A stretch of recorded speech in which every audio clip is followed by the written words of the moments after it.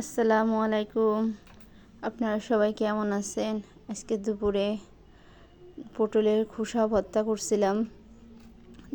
Blender করছি, আমি পাটায় করতে পারি না, অনেক কষ্ট হয়ে যায়। এই যে এখন আমি কিছুটা পরিমাণ সরষের তেল দিয়ে দিলাম।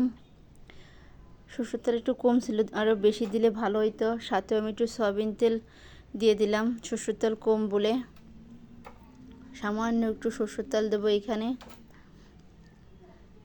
আধা কেজি পরিমাণে খোসা ছিল, রান্না করছি আজকে পটল, আর যে খোসাটা ছিল সেটা দিয়ে ভর্তা বানাইছি। এখানে পটলের খোসা, তারপরে রসুন 2টা, তারপর পেঁয়াজ আছে 4টা দিছি, পেঁয়াজ, লবণ, হলুদ আর জিরা, কাঁচামরিচ, শুকনো মরিচ দিয়ে ভালো করে, এখানে পানি দেওয়া যাবে না, আস্তে নিভে ঝালে এটা সিদ্ধ করতে হবে।